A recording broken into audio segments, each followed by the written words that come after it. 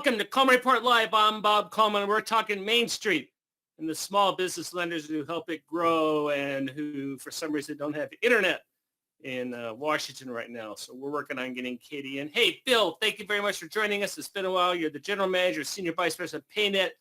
PayNet has a lot of cool data for small business lenders.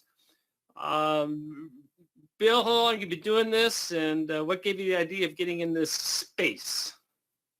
Hey, thanks, Bob. Great to be with you and great to be with your viewers today. I might be admitting my age when I tell you I've been doing this particular role for about 20 years now. And it's gone pretty fast, though, because it's been fast and furious, putting together a really large database of information about small, medium-sized businesses. You know, kind of got jump on the whole data thing starting back in 1999. You know, I'm not sure how it came to me, but just appeared that, you know, information would be important. And so right now, what we do is cover a business profile on every private company in America. Things like, you know, how big they are, where they're located, what industries are in, and also what their financial picture looks like, how much credit they've got outstanding, how they pay those bills. And that's really meant to help those businesses gain more access to capital. Our customers are the lenders. Yeah, it's been a boring 20 years for you to collect data. Nothing major has happened, has it?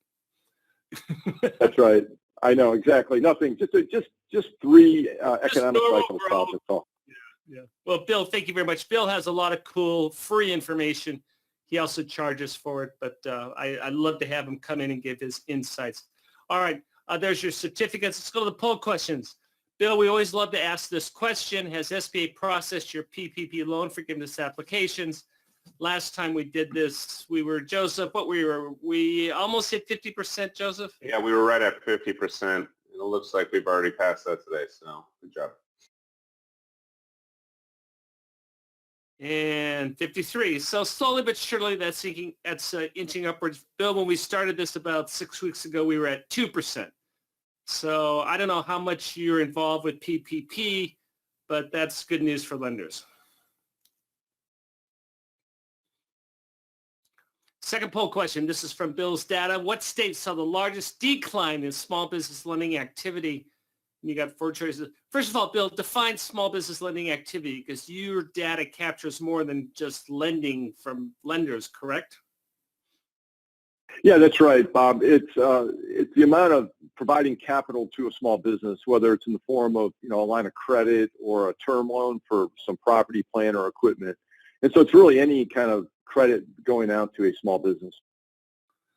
Pennsylvania had the largest decline. So, but again, it's Bill's data is good for taking a look at that possible marketing opportunities.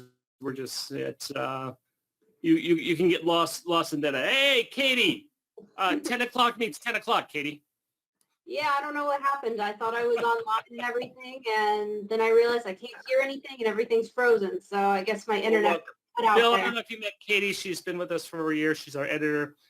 Katie, Bill is senior vice president, general manager of PayNet. I know you've been working on his data, and you did a report today on that. What industry saw the largest increase?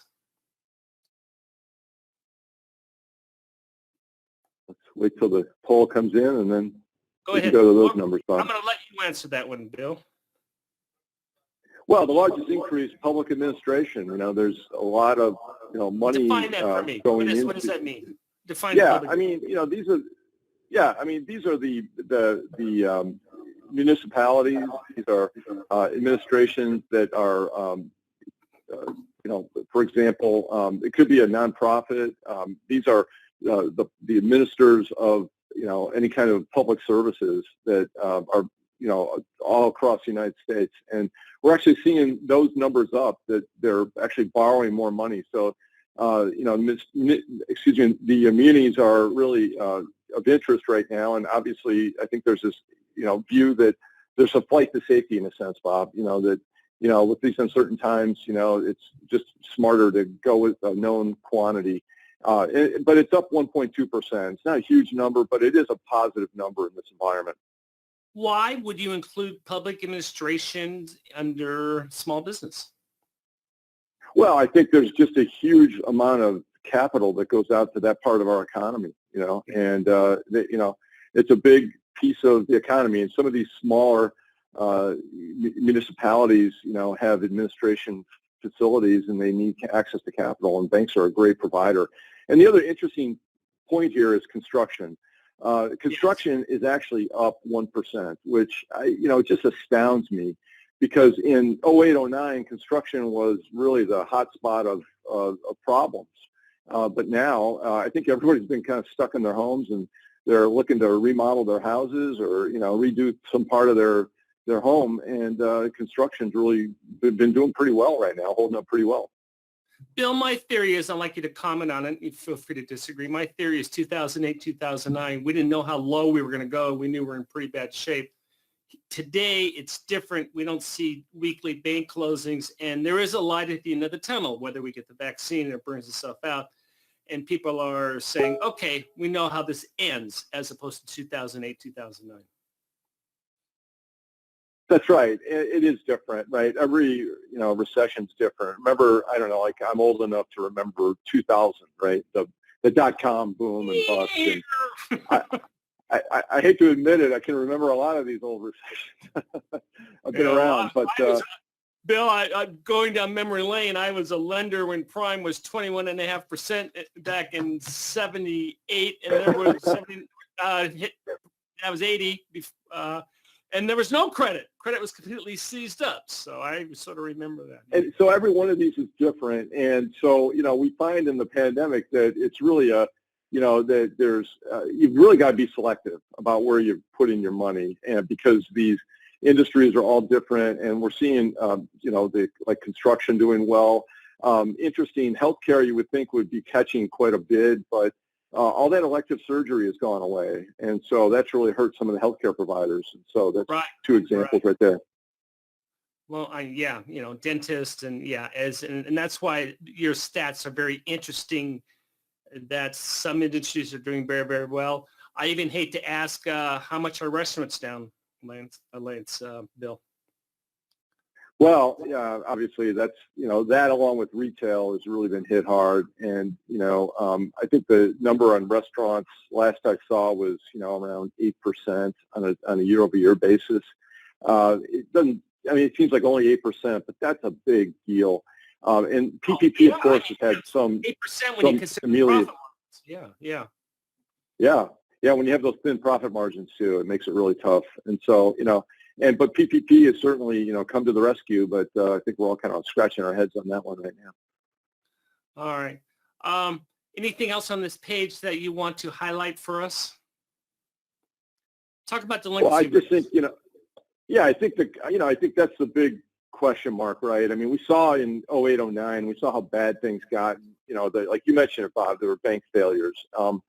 But what's interesting here is, it's the roller coaster. We're seeing, this is going to Great America Theme Park recession. It's a roller coaster ride.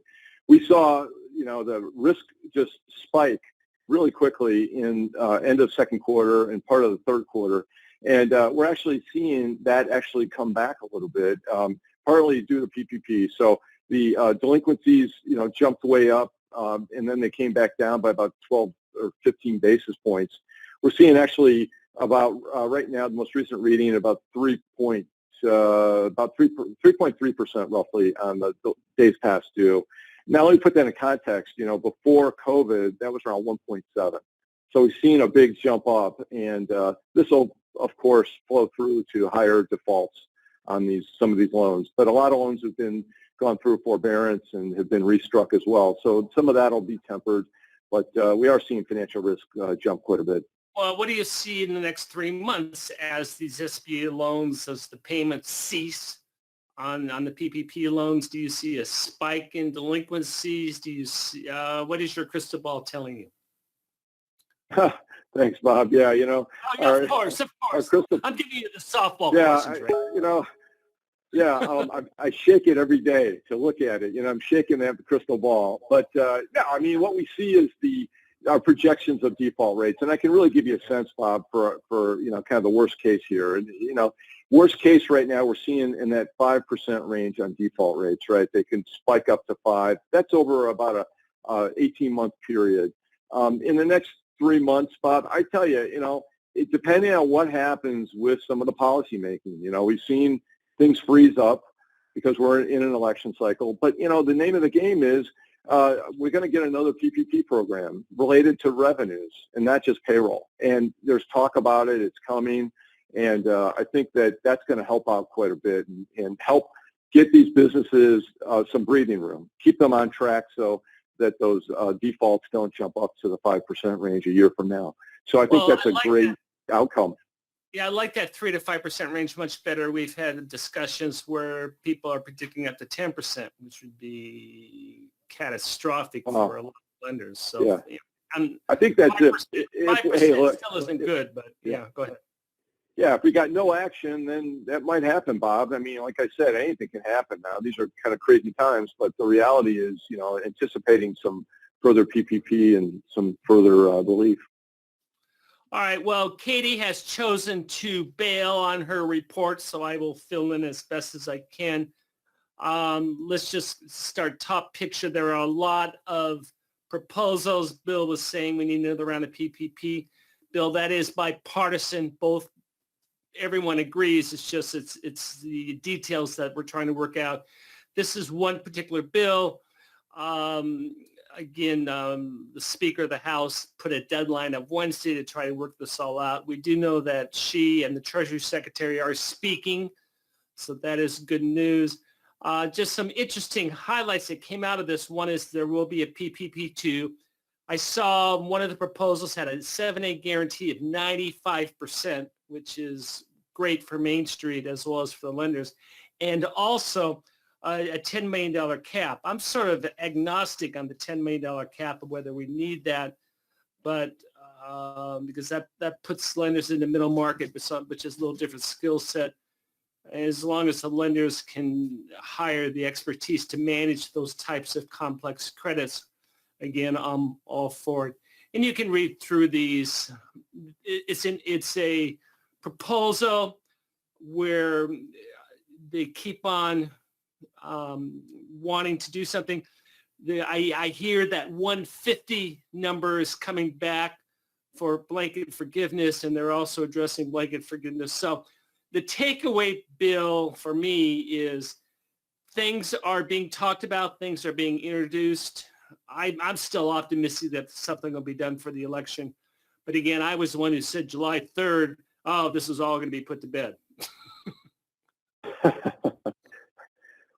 Our crystal balls, Bob. Yeah. Well, really tough. As Joseph said, we need to get out of the speculation business on that. Talk to me about this report. Let's go one more. Let's go to the. I think we already did. I'm sorry. Here we go. I think this is you guys. There we are. Yeah. What is this? I think, Bob, tell me. I think this shows this is the lending activity, and I think this shows that roller coaster, Bob. You can see that big drop off on the right-hand side here. That was April, May, kind of plummeted. And then you can see the snapback, and then you can see we fell again. So, it's that roller coaster ride that we're on. At least, we don't think that big drop off will occur again unless there's some, headline news about no more PPP and the virus actually continues for another, extended period of time. But amazing snapback, and it just shows the resilience of these small businesses. I'm a nerd, so I love these type of things. As we said back in 2008, 2009, it was just chug along. We're going down. How far down? Right. This one, overnight, bam. I go, whoa, what happened? That's right. So we could very well see we could very well come out of this pretty quickly. I mean, the estimates I saw was the net of this whole thing is going to be about a 5% change, right, at the end of the whole thing. That's one estimate I saw. And up or down? Down 5%. Okay. Yeah. All right. And so we lose about a year and a half's worth of GDP kind of thing, which I don't think that'd be a bad outcome in the grand scheme of things, but TBD. So we got a couple comments. Pam says, we are wondering if anybody else has experienced a slowdown or a complete stop in receiving PPP forgiveness.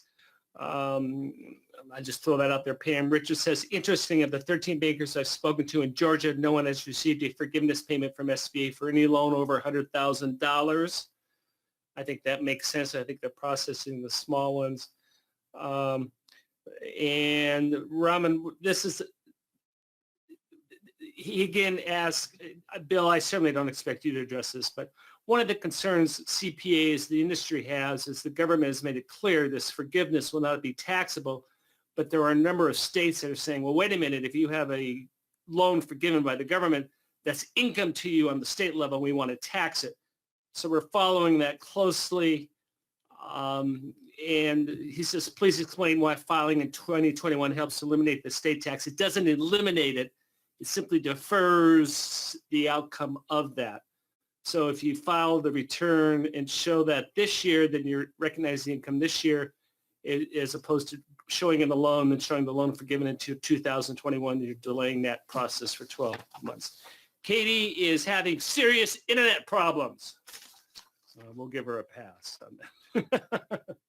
Apparently, we just got an email that came through that apparently the fires in California and Oregon have cut some of our wires, and so I think that's part of our problem. Yeah, blame it all on everyone. Blames everything in California. Come on, that's not fair. Hey, James, we're going to hold this. So I don't have a good answer for you. I'm going to wait and let Lance ask this, or someone may know. It's a great question. If we have a borrowing company where expenses are run through an affiliate, are those forgivable? I assume there's a way to make that work. And Abigail has a question we're going to hold over tomorrow as well. We are delaying Lance's webinar till next Wednesday. Lance has a real job as well, so unfortunately we had to do that. I apologize for those of you who are affected by that. Bill, we're putting together a hospitality webinar in 2020. What are you seeing in the hospitality industry? Yeah, seeing the data showing that it's one of the hard-hit sectors, obviously, it's a no-brainer that is the hard-hit one. But actually starting to see kind of things open up. I mean, I traveled this week for business and stayed in a hotel, and it was clean, it was organized. I mean, they were all open for business, and they had adapted. So kind of on-the-ground experience is that. The numbers tell us, though, that they're, down double-digit in their capital access, and the delinquencies are up dramatically for that industry. And so, to the extent that they, again, can weather the storm, hold on until we get a recovery, then I think that, the PPP is a key to the success of this industry as well, or restatements or, somehow forbearance. Bill, did you feel safe traveling on the airplane and checking into a hotel? Actually, I did, Bob. I think, I've been traveling for quite a while, as you know, and the planes are clean.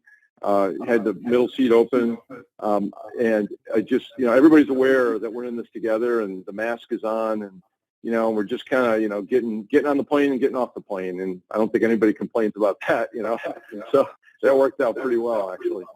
Good. Well, good for you. Yeah, I know you're out of Chicago, so Chicago actually is a little bit easier to get to places than L.A. or you're stuck forever. Right. Hey, real quick, congratulations to M&T. They announced that the fifth largest 7(a) lender in the country. Good for them. ReadyCap did $56 million last month in September 20. And Vermont EDA approved $6 million, which I love these stories because these are usually microloans, plus they're also doing the PPP loans. VED has helped over 312 Vermont businesses and farms. Sometimes we forget about our friends on rural American main streets, and provided over $12 million in disaster relief. So that's good news. Bill, I know you're busy. I appreciate your time very much. I love your insights. I love your charts. Paynet.com, is that where people need to go to your website? Yep, you can get this data at paynet.com. Yeah, and I said there's a lot of free data there. You can look at it. I know there's a paywall and you charge for stuff as well, but it's a great tool for you. Thank you very much, and thank you for joining us today for Coleman Report Live and for supporting America's Main Street, one entrepreneur at a time. Thanks a lot. Thanks, Bob.